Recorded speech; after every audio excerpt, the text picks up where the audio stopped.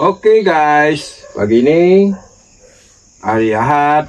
Selamat hari Ahad kepada subscriber semua, peminat Aki Atoy semua. Pada pagi ini saya awal berada di dapur kayu api saya guys. Sebab saya panaskan pansuh ikan pelik saya nih. Banyak lagi nih guys. Baru satu potongan saya makan, banyak penuh lagi nih. Mesti mau kena panaskan. Sorry, ini mau kena kuang dan nanti bakar. Inilah cara orang dulu guys. Dia tak 2-3 hari pun, kalau macam ni seminggu pun dia tak basi. Panaskan sambil saya masak nasi dengan dapur kayu, sambil saya panaskan pansuh ikan kelik saya guys. Wow, mantap. Tengok kayu api saya guys. Hari inilah saya ambil kayu api habis sudah. Jangan sampai habis licin. Nanti apa? Nanti yang baru kayu api itu basah. Ini tak adalah untuk menyalai kayu api yang baru. Jadi dia cepatlah kering. Kalau basah dia tak boleh hidup. Ini dah betul-betul kering nih kayu api nih, tengok. Oke guys, macam inilah kehidupan saya di kampung sekarang.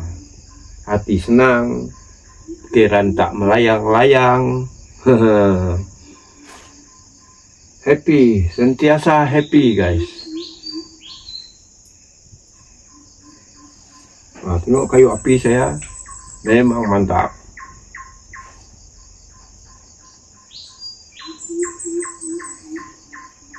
Ini kayu ni sejenis kayu buah-buahan hutan guys ini. Boleh dimakan lah macam buah rambutan. Ini dulu kalau belum ada tanam rambutan kawin macam sekarang. Zaman dulu kita orang makan buah ni lah. Pergi hutan panjat pokok buah ni. Dulu mana ada roti. Zaman saya kanak-kanak dulu mana ada macam-macam roti macam budak zaman sekarang guys. Kebanyakannya roti zaman kita orang dulu dekat hutan, buah-buahan. Itulah cari buah apa tuh, kalau kita orang sini panggil buah kemunting. Kalau musim buah kemunting memang kicoh. Satu kampung budak pergi ambil buah kemunting dulu guys. Itulah roti kita orang zaman dahulu. Zaman saya masih kanak-kanak dahulu. Bukan macam sekarang guys, macam-macam roti. Hari-hari budak zaman sekarang makan roti. Kalau kita orang dulu mana ada hari-hari makan roti. Sebulan adakah? Kalau tak ada lah, berbulan-bulan tak ada makan roti. Roti lah kalau mak saya dulu rajin, arwah mak saya dia buat roti daripada buah ubi rambat, buah bok, macam-macam buahan lah. Roti dia buat, buah keladi, buah keledek guys. Itulah dia orang buat untuk roti kita orang dulu. Tapi okey juga, sihat. Makanan zaman saya kanak-kanak dahulu sangat-sangat sihat. Tak ada banyak penyakit macam zaman sekarang guys.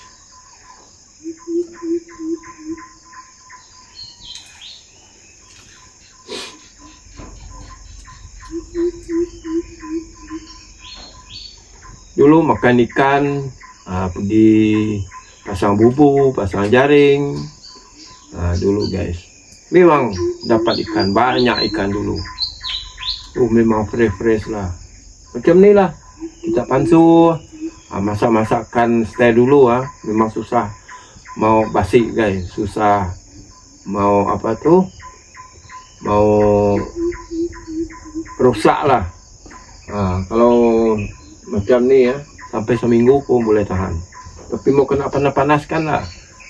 Tengok macam ni. Semakin hari semakin lagi sedap. Sampai dia ada apa kerak-kerak dia guys.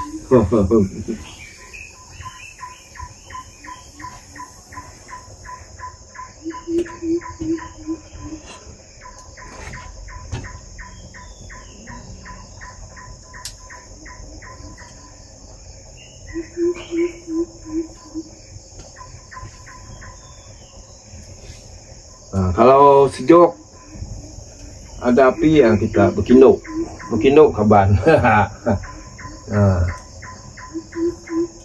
Berkinduk kalau musim sejuk macam ni lah.